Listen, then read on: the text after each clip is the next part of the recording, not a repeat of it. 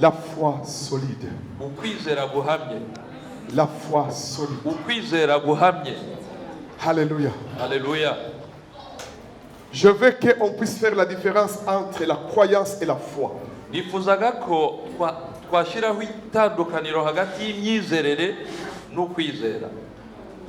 Souvent, nous mélangeons la croyance et la foi. Akenshi twitiranya imyizerere n'ukwizera. Tout le monde peut dire je crois Buri muntu wese ashobora kuvuga ngo ndizera, que Dieu ndemera, existe. nemera ko Imana ibaho.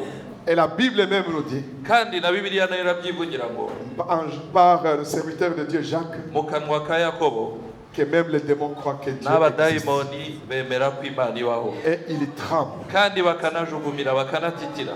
S'il y a même ceux qui l'ont cru parce qu'ils le connaissaient, Niba hari n'abamwize, niba abamwemeye kubera ko n'ubundi bari basanzwe bamuzi, ce sont les démons. abamumenye mbere y'abandi n'abadayimoni.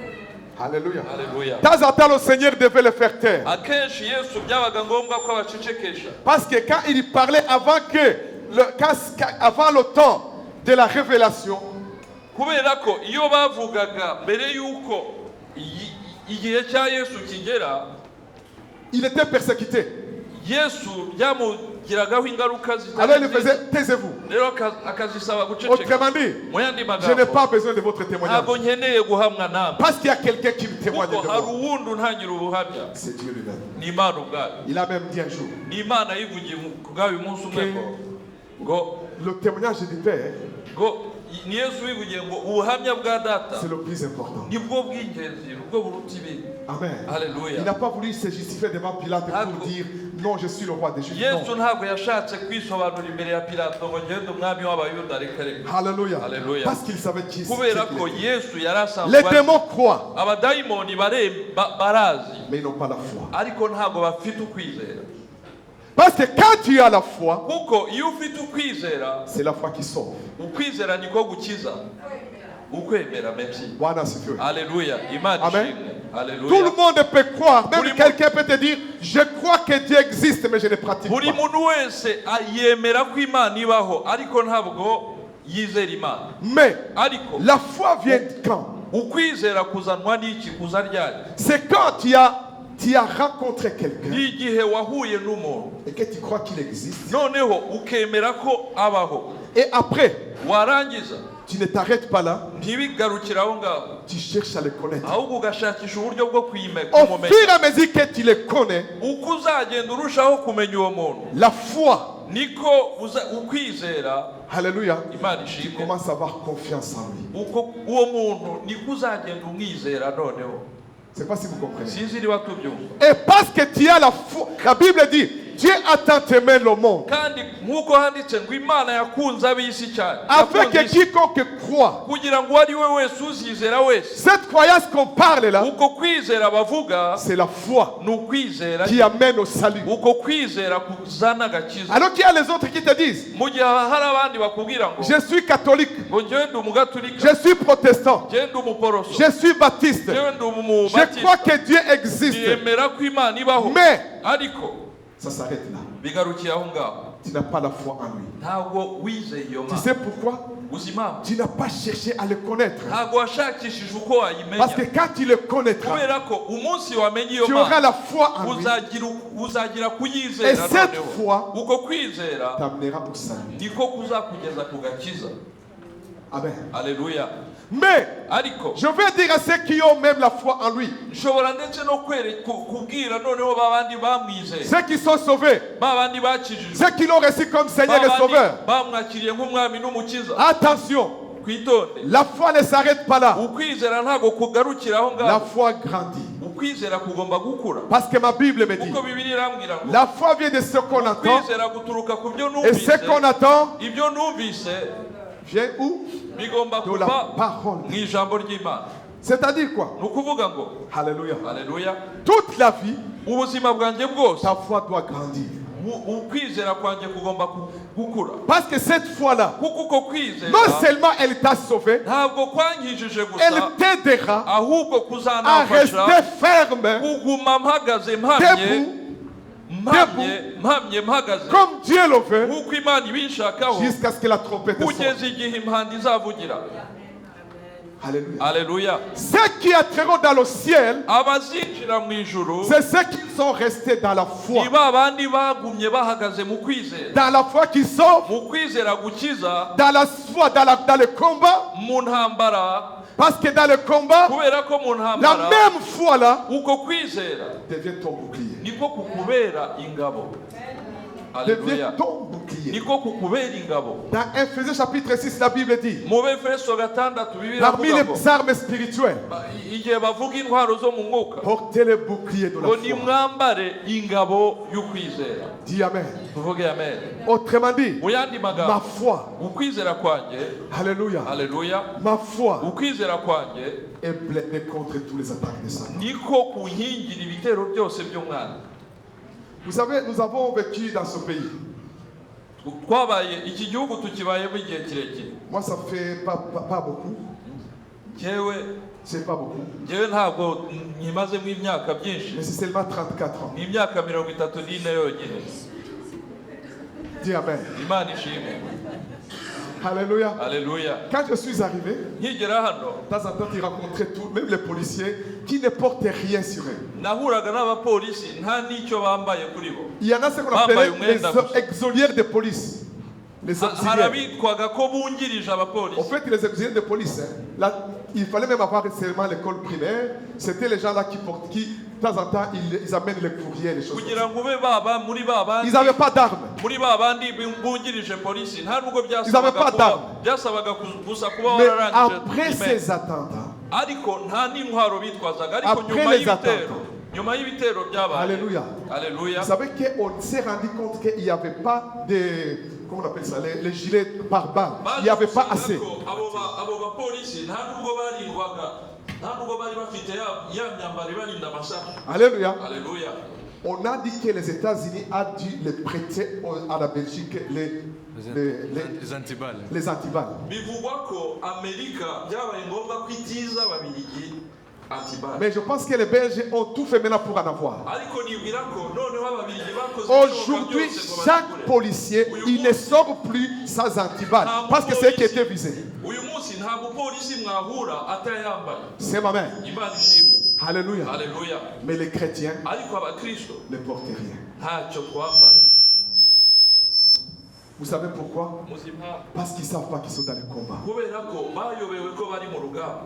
Alléluia. Imana ishimwe. Aujourd'hui, Uyu munsi j'ai déjà rencontré un policier qui sort, il ouvre le capot et directement il met l'antiballe. Parce que partout où il est armé avec l'antiballe. nigeze guhura n'umupolisi wavaga mu modoka ye ahita ako kanya ajya muri kofre gufata Mais ce antibale. qui m'a étonné, Icyantangaje leur pantalon est resté le même. nuko ya pantaro yagumye ari yayindi Tout. byose, Mais ici, ariko agatuza là où il y a le cœur, hahandi là où il y a les habitse umutima, poumons, habitse tout est ibihaha, protégé. izo ngingo zose zigomba kurindwa. Vous savez pourquoi? Muzi impamvu? C'est là où se trouvent les organes vitaux. Niho mu gatuza nimo habitse Et ingingo zose la Bible me z'ubuzima. dit, kandi bibiri ikabwira portez les ngo boucliers de la ngo foi. twambare ingabo y'agakiza. Alléluia. Kwambara L'ennemi, lorsqu'il t'envoie les flèches, Umwanzi nagutera il ne t'enverra pas sur les pieds. ntabwo azakurasa Il enverra sur le cœur. azarasa Mais ceux qui umutima. sont en Christ Ariko abari muri et Kristo qui le connaissent, kandi bakaba baramenye ils sont le Kristo bouclier.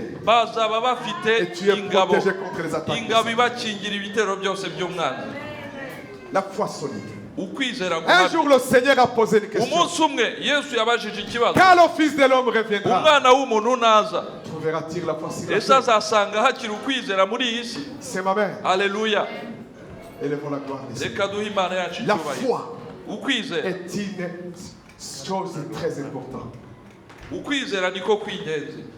Lorsque ton couple est attaqué, Mu gihe urugo rwawe rwatewe tu rwamaze es guterwa seul à la maison, ukaba uri wenyine mu rugo, même quand ton mari est attaqué, ndetse n'igihe umugabo wawe quand tes enfants yatewe sont attaqués, abana bawe ne bagaterwa, cherche pas de midi à 14 heures. wishakisha kure. C'est ta foi qui est attaquée. Ukwizera kwawe niko kwatewe Et tu gagneras par la foi. kandi uzanesha Parce que ma Bible me dit, kuko Bibiliya imbwira Mon ngo juste umukiranutsi wanjye vivra par la foi. azakizwa azanesha kubw'ukwizera. Un homme dans la foi, umuntu umugabo uhagaze mu une kwizera femme dans la foi, umugore uhagaze mu kwizera il est debout. aguma ahamye Il ne ahagaze tremble pas.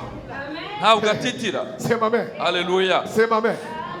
Je vais parler sur la foi solide. ndashaka kubaganiriza ku kwizera guhamye. Celle que le Seigneur dit. Ni nabyo Yesu avuga Quand je reviendrai, ngo ningaruka je trouverai encore les ese hommes debout dans la foi. nzasanga abantu bakiri mu kwizera. Alléluia. Alléluia. Nous allons parler sur la foi solide. tugiye kuganira ku kwizera guhamye. Je vous ai dit que ça fait 34 ans. nababwiye ko maze imyaka 34 muri iki gihugu Mais ma conversion, ndetse ugukizwa kwanjye c'est 83. nakijijwe muri 83. Ça fait combien? hashize imyaka ingahe? Vous savez calculer quand même les calculs. hafi 37. Alléluia. Alléluia. Dis Amen. Nous sommes en... turi muri 2019. Alléluia. Alléluia. C'est ma mère. Imana ishimwe. Alléluia. Alléluia. Ça fait plus de 36. imyaka 36. Pendant les 36 ans, muri iyo myaka 36 j'ai vu beaucoup de gens quitter la foi, nabonye benshi bava mu kwizera, abandonner la foi. bava mu kwizera. Alléluia. Alléluia. Alléluia. Alléluia. Je me souviens le garçon que j'ai amené au Seigneur la première fois. nibuka umusore nazanye kuri Yesu bwa mbere. La première fois, bwa mbere c'était en 83 même. hari muri 83. Après quelques années, je suis rentré au Burundi. nyuma y'imyaka mikeya nasubiye i Burundi, J'étais tout près de l'université. hafi ya kaminuza. Je vois quelqu'un qui ne sait plus parler. mbona umuntu ntakibasha kuvuga, Mais quand il m'a vu, ariko akimara kumbona bon, je vais dire que depuis, alléluia, il me connaissait sur le surnom. yaranzi mu kazina bagitaga. J'entends quelqu'un qui m'appelle Fils. numva umuntu amabagara ngo fils fils Oh, mwijwi ariko ridasohoka. je me tourne.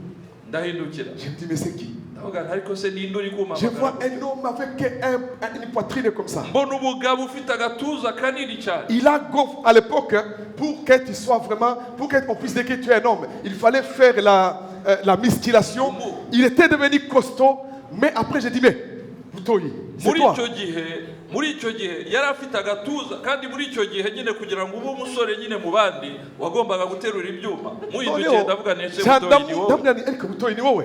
Je lui ai dit mais Butoyi c'est toi. m'a dit oui c'est Ariko moi. nari nzi yuko inyuma yaho, haleluya, Alléluia. yari umwana yavutse mu bukene bwinshi cyane. Mais je savais aussi que c'est un garçon qui est né dans une pauvreté terrible. Ariko arakizwa. Mais il a reçu le Seigneur. Akijijwe, Mais quand il a reçu le hari Seigneur, ikintu cya mu amezi make après quelques mois, aza arambwira ngo il est venu me trouver me ngo disant, nsubiye muri ka kazi nari ndimo. je retourne faire le travail que Ndamubwira je ni faisais. sha Butoyi, Je lui ai dit, Butoyi, ka kazi kawe ka kera le travail là que tu faisais à l'époque, ni hatari, c'est terrible. sinzi ko uzaguma mu kwizera. Je ne sais pas si tu te garderas dans la foi. en Muraza faisant akazi le même yakoraga boulot.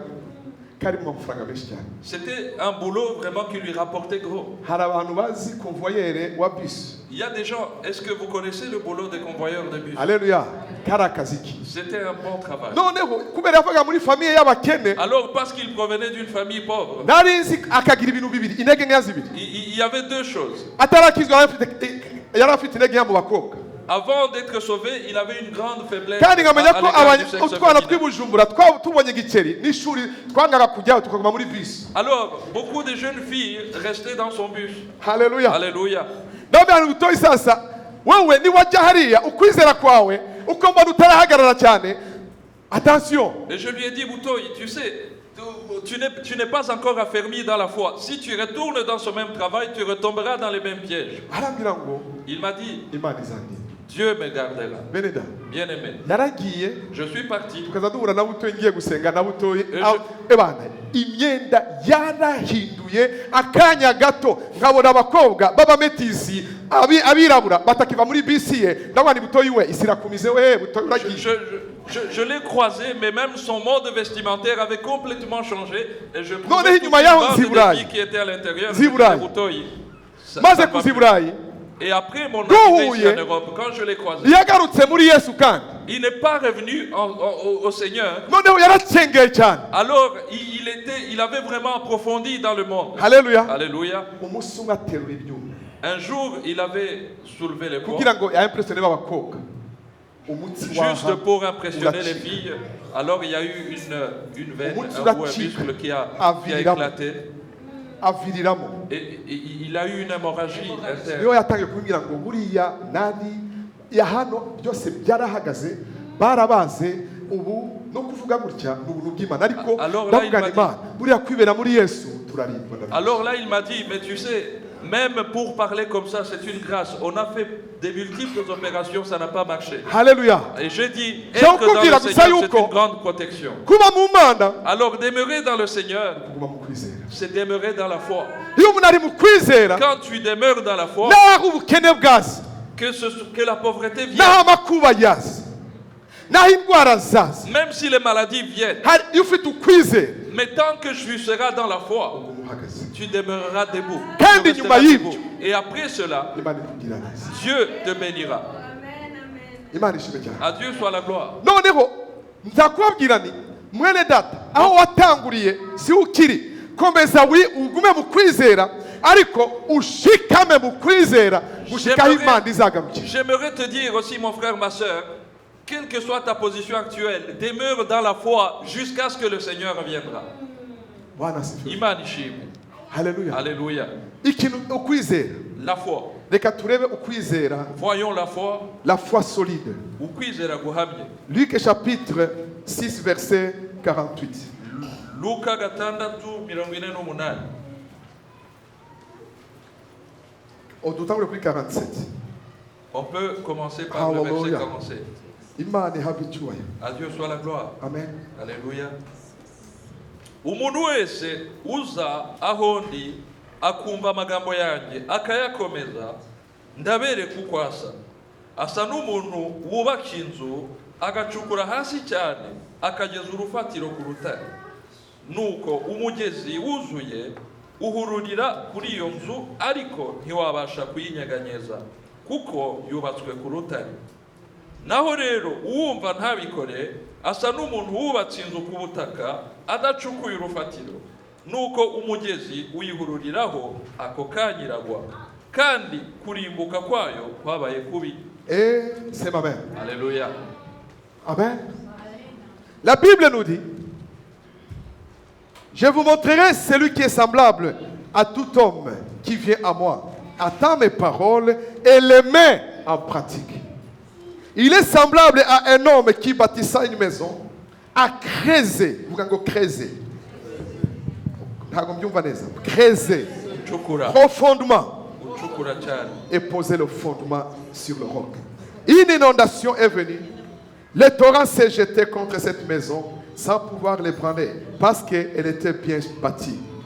Mais celui qui attend et le met en pratique, et celui qui entend et ne met pas en pratique, est semblable à un homme qui a bâti une maison sur la terre sans fondement. Le torrent s'est jeté, et aussitôt, elle est tombée, et la ruine de cette maison a été grande. Et disons Amen. Amen. Alléluia. Alléluia. Amen. Le fondement solide, c'est la foi solide. Bwana asifiwe. Amen. Alléluia. Une fois, j'ai rencontré un homme. Hari umuntu twahuye rimwe, Je lui ai parlé de Dieu en croyant qu'il ne connaissait pas Dieu. mubwira iby'Imana nzi yuko atazi Imana, Mais ce qui m'avait frappé, ariko icyankozeho cyane je me suis rendu compte qu'il connaît les Écritures. naje gusanga ari umuntu ahubwo uzi ibyanditse cyane. Et quand je lui ai dit, mais tu es chrétien, Noneho ndamubaza nti ariko urakijijwe uri m'a dit umukristo? non. Atoya, j'étais chrétien, nahoze ndi je umukristo ne le suis plus. ariko sinkiriwe. J'ai dit, mais qu'est-ce qui s'est passé? Ese byagenze gute? Il m'a dit, Arambwira ngo j'ai abandonné la foi. navuye mu kwizera Parce que kubera ko j'étais dans le Seigneur, nari muri Yesu, mais une fois, ariko umunsi umwe mon père est décédé. data arapfa.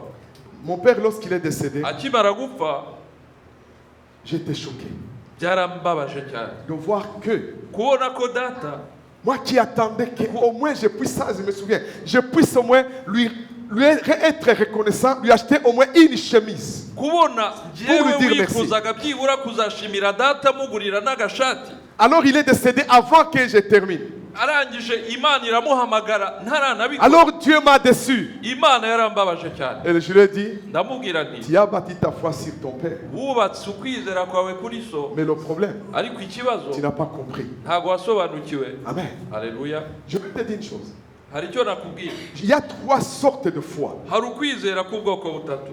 Il y a des gens qui ont cru le Seigneur parce qu'il a fait des miracles dans leur vie. hari abasanze Yesu gusa kubera ko Yesu yabakoreye ibitangaza. Alléluia. Imana ishimwe. Mais alors, lorsque maintenant tu crois tu fondes ta foi sur cela, iyo wubakiye ufatishije ukwizera kwawe kuri ibyo le jour il n'y aura plus de miracles. umunsi ibitangaza bizakama. Alléluia. Haleluya. Tu auras la foi. uzava mu kwizera. Il y a d'autres qui bâtissent la foi sur les autres. hari abandi bubaka ukwizera kwabo bakakubakira Parce que quelqu'un m'a amené au Seigneur. kubera ko kanaka yanzanye kuri Parce Yesu. que quelqu'un, c'est lui qui est toujours avec moi. Je vais avec lui à l'église. kubera ko uwo nguwo niwe usanzwe anjyana ku rusengero. Le jour où cette personne peut quitter la foi, umunsi uwo muntu yavuye mu kwizera ou bien peut voyager, ashobora ndetse no gufata inzira akagira tu ne urugendo, resteras pas dans la foi. ntabwo uzaguma mu kwizera. Mais ariko c'est lui uwo nguwo qui a cru au Seigneur, wizeye Yesu qui a bâti sur lui. akubakira kuri Yesu, Il a bâti sur le rocher. yubakiye ku rutare. Amen. Alléluia. Je vais voir, on va parler maintenant sur cette foi solide. ndagira ngo tuganire kuri uku kwizera La guhamye. première chose, le Seigneur dit, icya mbere Yesu aravuga ngo celui qui croit à ma parole ng'uwizera ijambo ryanjye et qui la pratique, akarishyira mu il bikorwa. est, je vais vous montrer comment il est. ndabereka ukuntu hameze. Il va montrer la foi solide, c'est la foi qu'on va creuser.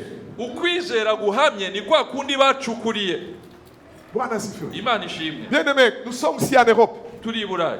Ici en Europe, hein, hano lorsque tu peux passer un endroit, tu vas trouver que pendant des mois et des mois, les machines sont en train de creuser. hari ahantu wanyura ugasanga nta kindi amamashini ari gukora usibye gucukura gusa. En train de creuser. bagacukura En train de creuser. bagacukura bakongera En creusant, bagacukura. il bétonne en bas. noneho barangiza bagashyiraho beto. Il y a même des moments où tu passes. hari n'ibihe Tu unyuraho vois que non, le fondement est parti très loin. ugasanga urufatiro noneho bagiye kurucukurira kure cyane. Mais ce que j'aime, ariko icyo de nkunda temps en temps, quand je me tourne autour de cet endroit, nuko mu nkengero z'aho hantu on te montre bakwereka la photo bakwereka ifoto de ce que ce bâtiment deviendra. y'inzu bagiye kubaka hariya. Et là, tu dis, aho ngaho je ukavuga ngo comprends le fondement. nibyo noneho nsobanukiwe impamvu On bari commence à te montrer comment les gens, même les arbres, on a déjà, par l'ordinateur, on a déjà tout planifié. ndetse n'ibiti ukuntu bizaba bitewe aho ngaho La bakabikwereka. grandeur de quelqu'un uko umuntu azakomera akazamuka n'est pas de cyane son fondement. bizaterwa n'uko bamucukuriye. La croissance de quelqu'un ugukura ukuzamuka kwa kana dépend de k'umuntu comment il a creusé. kuzaterwa n'uburyo ki Il a creusé bamucukuye. où? bamucukuye he? Dans la parole de Dieu. mu ijambo ry'Imana. Ariko bari kubyuma ntibabifashe ko ndabona Jean ararasuka. Alléluia. Alléluia. C'est amen. Amen. Dis amen. Disons encore amen. Alléluia. Alléluia. C'est pas Dieu qui doit creuser. ntabwo ari Imana C'est toi qui dois izacukura, creuser. ni wowe uzacukura. Mais lui, ariko we il est le rocher. niwe rutare. Amen. Alléluia. La Bible nous dit ça. Bibiliya iratubwira ngo En bâtissant une maison, mu kubaka inzu il est semblable à un homme bâtissant une maison, à creuser. J'aime bien. Il a même répété 2 fois. Il a creuser profondément. ngo asa n'umuntu wubaka inzu Profondément. agacukura hasi cyane akageza urufatiro ku rutare. Creuser, ça fatigue. gucukura ni ukubaka. Alléluia. Alléluia. Mais Ariko, avant de monter, mbere yo kuzamura et reste qui creuse. uzabanza ujye hasi cyane Creuser dans la connaissance. ugacukura mu bumenyi. Alléluia. Alléluia. Au fur et à mesure que tu creuses, uko uzacukura la foi ukwizera est en train de grandir kuzagenda nako dans la kuzamuka connaissance. mu kumenya. Moi, je vais te dire une chose. Ndakubwira ikintu Tu kimwe. ne peux pas avoir la foi dans quelqu'un que tu ne connais pas. Ntuzigera wizera umuntu utazi. La foi, c'est quoi? Ukwizera ni iki? C'est une confiance totale. Ukwizera ni ukwiringira umuntu Vous savez rwose que Dieu ukamwiha voulait wese. seulement qu'on puisse seulement croire d'une façon totale à lui. Imana yifuza ko twayizera tukayiringira rwose.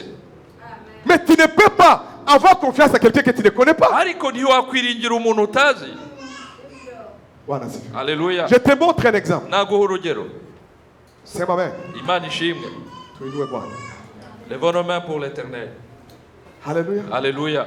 Quelqu'un vient, tu le rencontres à la gare du Midi. Umuntu muhuriye gare du Midi. Il te dit, Akakubwira ngo prêtez-moi 1000 euros. ntizi igihumbi. Merci. Amen. Alléluia. Vous venez de faire connaissance de 5 minutes. Muhuye hashize iminota 5 yonyine. Je vais te dire, Ndakubwiza même ukuri. si tu as 3000 sur ton compte, Nubwo waba wibitseho ibihumbi 3, tu vas mentir sans le vouloir. uzabeshya utabizi. Tu vas dire, tu sais, Uzavuga ngo je urabizi n'en ai pas. ntayo mfite. Tu sais pourquoi? Uzi impamvu? Tu ne fais pas confiance. Ntabwo umwizeye. C'est ma mère. Disons encore amen. Nagumura vuga amen. On dit pas encore amen. Utavuga amen, tu yazana ubunyine, tu yahe umuntu kuri gare du Midi. Alléluia. Alléluia. C'est ma mère. Imana ishimwe. Non, non, je n'en ai pas. Hein. Oya ntayo mfite. Bon, donne-moi mes 500. Ngaho mpa 500 Non, non, yonyine. alors que tu en as même 5000 ou 10 000 ou bien. Wibitseho ibihumbi 10 Oh, ariko mais 500 même ntayo ça. wamuha. 500 se. Ijana. Alléluia. Alléluia. Mais je vais te montrer une chose. Ndaguha urugero. Maintenant, tu connais Noneho quelqu'un. umuntu murahuye muraziranye. Tu le connais. Uramuzi. Tu le connais depuis l'enfance. Umuzi ari umwana. Tu le connais fidèle. Umuzi nk'umuntu wo Tu le kwizerwa. connais. Reka mbivuge mu Kinyarwanda, inyangamugayo. Tu le connais comme un type honnête, très honnête. C'est honnête. Hein? Honnête. Ah, mais c'est fort en Kinyarwanda. C'est ma mère. Alléluia. Alléluia. Imana ishimwe. C'est ma mère. Disons encore Il te amen. dit, Akakubwira ngo tu me donnes 3000, mpa 3. je vais acheter une voiture. Hari imodoka ngiye kugura. Je vais mettre sur ton compte vraiment cet après-midi, seulement le temps qu'on fait le transfert. Nyuma ya saa sita umpa amasaha makeya gusa ndahita nyagushyira kuri Je konti. vais te dire, Nkubwije ukuri tellement que tu as confiance en lui. kubera ko uwo muntu umwizeye Et rwose que la confiance amène aussi à aimer quelqu'un. kandi ukwizera umuntu wizera burya uramukunda. Amen. Alléluia. Tu vas même lui dire, Uranamubwira ngo ah, tu veux envoyer ça où? urashaka kuyohereza Je he? vais envoyer au Rwanda. Ngo ni imodoka ngiye gutuma mu Rwanda. Kohereza mu Non, non, Rwanda. l'argent. Amafaranga ngiye kuyohereza mu Je Rwanda. vais même te donner le transfert. Ngiye no kukongereraho aya transfer. Pourquoi? Kubera iki? Cet homme est fidèle. Uwo mugabo ndamwizeye. Je le connais. Ndamuzi Il ne sait pas mentir. ni inyangamugayo ntazi kubeshya. Je vais te dire, Ndakubwiza ukuri. Dieu Imana ne sait pas mentir. Imana ntizi kubeshya. Il est fidèle. Ni Imana yo kwizera. Lorsque tu as la foi en lui, Igihe c'est wayizeye parce que tu le connais. kubera ko Mais wayimenye. comment le connaître? Ese uzayimenya C'est ute? par la parole. Ntabwo La uzayimenyera parole amagambo crée la yayo. foi en toi. Ijambo De rikurema mu telle façon kwizera. que quand Dieu te dit, Ku buryo Imana tu nikubwira vas ngo dire, ngo je ne sais pas comment il le fera, mais une chose, il ne sait pas mentir. Imana yagusezeranije ikintu uzavuga uti sinzi uko izabikora ariko icyo Je ne nicyo vois pas izabikora. comment il le fera. Sinzi inzira Je ne izacamo. sais pas. Simbizi. Mais ce que je sais, Ariko icyo nzi cyo cet homme que je crois, uwo mugabo nizeye la mer rouge, je lui écoute. n'inyanja itukura Même izafunguka. Israël a traversé. Isiraheli C'est-à-dire, yarahise Seigneur, ikavuga je ngo ne sais pas ni comment, ukuvuga ngo mwami sinzi uko mais moi je uzabigenza le fais. ariko ngiye kubikora. C'est ma mère. Haleluya. Pierre dit, Petero aravuga ngo Alléluia. haleluya Seigneur, ngo mwami on a péché toute la nuit. ijoro ryose twaraye turoba Il n'y a rien. ntacyo Le twabonye. Seigneur dit, Yesu akavuga ngo jette. ohereza J'aime comment il a tera répondu. inshundura. À cause de ta parole. Petero aravuga ngo kubera Je le ko fais. wabivuze ngiye Vous kubikora. savez pourquoi? Muzi impamvu J'ai déjà entendu ce que tu as fait. uyu mugabo narumvise ibyo yakoze naranabibonye. Egamiye umugabo ukomeye. Je suis penché sur un homme Egamiye puissant. umugabo ukomeye. Ariko uzi ko hari abandi bameze gutya batari. Il y en a d'autres qui sont là. Vous pour ça. mégamienne. Alléluia. Amen. Disons encore. Alléluia. Amen. Alléluia. Satani akagutera. Satan il t'attaque. Uti Satani we. Tu vas lui dire Uranteye. Satan, tu m'attaques. Ariko negamiye umugabo Mais akomeye. moi, je m'appuie sur un homme puissant. indwara ikagutera indwara ikagutera La maladie peut umuganga ati bimeze bitya et le médecin va te dire ariko voilà ugaca ta wibuka situation. wa mugabo. Mais tu vas te souvenir Azura abapfuye. de cet homme-là. Amen. Alléluia. niyo byanutse arahamagara abapfu bakazuka. Même quand les morts sentent déjà mauvais, lui il les appelle à la vie. ukaguma wegamiye Et kuri toi tu restes là, tu t'appuies sur lui. sema amen. Alléluia. sema tena amen. Imani shi. sema tena amen. Disons encore Amen. mwene da Mon frère, ma soeur. solide. Gumuhamye. Amen. Alléluia. ariko hakaza abandi Mais il y en a d'autres. ndugu Mon frère, ma soeur. rero bimeze bitya Aujourd'hui, voilà ma situation. ngewe rero buriya mu nsengere Tu byananiye. sais, maintenant, ça ne va plus. Priez pour moi, c'est tout. Haleluya. Alléluia. waryama Et quand tu dors, satani akakwereka baguhambye Satan, il te fait assister à tes propres akakwereka bajya kugura funérailles. isanduku Il te montre toi-même comment on va acheter ton wamuha cercueil. amatwi Et quand tu lui prêtes agaca l'oreille, akwereka bajya kugura ya myenda ya rose bambaye. il te montre même ceux qui sont allés t'acheter des tubyuka vêtements. umubwire ngo Satan Et tu dois te lever et lui dire, Satan, wariye benshi tu as attaqué ariko beaucoup hari de gens. abataribwa. Mais il y a des gens qui ne sont Hari pas comestibles. abataribwa. Il y a ceux qui ne Sema sont pas amen. comestibles. Bwana asifiwe. Dieu soit la gloire. ariko mutavuga amen. Disons Amen. murashonje. Vous avez faim? Amen. Alléluia. akakwereka yuko bagutahanye bagushize mu ndege Satan peut te bakugize. montrer, peut te faire assister à ta propre Tumubwira ngo expulsion urabizi. dans tes rêves.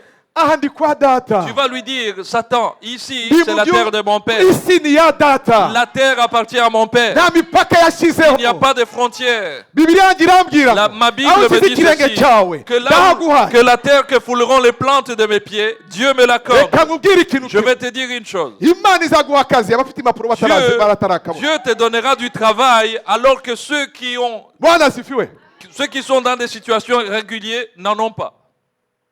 turi kumwe. Nous sommes hari ensemble. umuntu twasenganye Il y a quelqu'un avec qui j'ai yari prié. ataragira impapuro. Il était sans umunsi papier. umwe araza aratubwira ngo Un jour, il est venu ngo bampaye akazi et il m'a dit, tu sais, on m'a donné du travail, nta na permis de travail mfite. on m'a engagé alors que je n'ai aucun papier, même pas de permis de travail. non permis de travail. imana ishimwe. Il- haleluya. Alléluia. iyo imana ifunguye Quand Dieu ouvre des portes, ntawafunga. personne ne peut fermer. iyo imana ivuze Et quand Dieu parle, ntawavuguruza. personne ne peut iyo imana contredire. itegetse Quand Dieu ordonne, byose biremera. tout obéit. byose biremera. Alléluia. Tout lui obéit. ariko rero Mais il y a une chose. bijyana n'ikintu kimwe. Tout marche avec une chose. va mu bitekerezo by'abandi. Quitte les pensées va des mu autres. byifuzo va mu byo abandi bavuga. Quitte, uza abandonne, urababwira ngo jyewe ignore ce que les autres en pensent, ce que les mfitanye autres disent. amateka n'uwiteka. Toi, tu dois être kandi déterminé amateka à marcher y'uwiteka avec ton Dieu. nanjye Et tu vas dire, tant que l'Éternel marchera avec moi, ntabwo nitwa mesiye tout le monde nitwa bubanje je ne Alexis. m'appelle pas Monsieur Tout le Monde, je m'appelle Jean Alléluia. Bassamandi. bwana asifiwe. Alléluia. ese bakubwiye yuko nitwa mesiye tout le monde. Est-ce qu'on t'a... hapana. Est-ce que ton nom c'est Monsieur, c'est tout le no monde? Non. umwe wese afite histoire n'imana. Chacun a son histoire avec Dieu. kandi histoire yawe siyo histoire y'undi. Ton histoire n'est pas mon reka histoire. nkubwire. Je vais te dire une chose. reka wandike amateka yawe n'imana. Laisse l'histoire des autres. Mais Alléluia. tu dois marquer ukwizera ton histoire avec Dieu. ukwizera La ni ukuboko foi, c'est une main gufashe qui mu kiganza cy'imana attrape la main de hanyuma Dieu. tukagendana n'imana. Et ça marche avec Dieu lui-même. ariko probleme Mais le problème, ugera ahantu c'est qu'à un certain moment, satani Satan, akaza akakwereka il vient te montrer, ni by'ukuri. il vient te montrer des choses. Mais es-tu sûr? nturagenda hejuru y'amazi. Es-tu sûr vraiment de marcher au-dessus des eaux? urazi munsi yawe. Est-ce que tu sais ce qui se passe en uzi dessous ko de harimo toi? ingona. Est-ce que tu savais qu'il y a un Uzi ko crocodile harimo là-dessous? imvubu. Est-ce que tu savais qu'il y a un hippopotame ese là-dessous? numvise ko muri Tanganyika ziheruka kurya umuntu. Est-ce que tu n'as même pas entendu un homme qui a été croqué par nuzi un ko muri crocodile? muhazi zasaze. Tu ne sais pas que dans la rivière, il y a Ariko, des choses. haleluya. tugatangura gutekereza. Et on commence à réfléchir. satani agatanga kukubwira ngo Et Satan commence à te dire, ibuka umubanyi wawe souviens-toi de comment ça Il y a s'est la passé pour fouillée. ton voisin. Comment ça s'est passé? uheruka kujya kumuhamba. N'est-ce pas que tu l'as enterré la fois dernière? ukajya muri ibyo Et tu entres dans cette histoire ugatangura kurekura et tu commences à couler, à lâcher la main commences à de Dieu. abandonner la main de Dieu. Ugatangira kurekura ikiganza cy'Imana. tu commences à couler. Warangiza C'est ce qui s'est passé ugatangira avec Pierre. ukarohama. niko byagendekeye Après la Petero. résurrection, Nyuma yo kuzuka kwa Kristo, Pierre dit, Petero akavuga ngo Seigneur, mwami, si c'est toi, niba ari wowe, ordonne que je vienne. noneho tegeka ko naza. Le Seigneur dit, viens. Yesu aramubwira ngo ngwino. Pierre sort. Petero La Bible arasohoka. dit, il Bibiliya a fait irambwira quelques pas. ngo yakoze intambwe, Après, ariko nyuma yaho son expérience l'a échappé, noneho l'a attrapé. noneho ubwenge bwe buratangira Il a commencé à buragaruka, couler. experience noneho aratangira ararohama. Le Seigneur l'a pris. Yesu noneho amufata Mon akaboko frère, aramuzamura. Tu as une histoire avec Dieu. Muvandimwe, ufite amateka, Tu as une histoire. ufite amateka, Wango, tu as une histoire. ufite amateka, Mais ton histoire ariko amateka ne yawe peut s'écrire ashobora kwandikwa, qu'avec azandikwa gusa na la main de la foi. n'ikiganza cy'ukwizera. La main de la foi. N'ikiganza azandikishwa Un homme a n'ikiganza dit, cy'ukwizera. Un homme a dit, Hari umuntu wavuze la ngo foi ukwizera est une main ngo ni qui ikiganza va au ciel, kigera mu ijuru qui descend la bénédiction sur la kikamanura terre. umugisha wanjye. Amen. Alléluia. Mais le doute, Ariko ugushidikanya c'est une main, ni ikiganza, alléluia, haleluya, qui cache et qui empêche Dieu d'agir. cyihisha noneho kigatuma ibyo mu ijuru bitageraho. Restez dans la foi. Tugume mu kwizera, Creusez ducukure dans la connaissance. ducukure mu bumenyi. Après la connaissance, Nyuma yo kumenya, les murs vont monter. Le mur va monter. nyuma yo gucukura noneho inkuta Non, zizazamuka. après le creusement, Nyuma yo gucukura je vais bâtir sur le rocher. noneho nzubakira ku rutare. Christ est le rocher.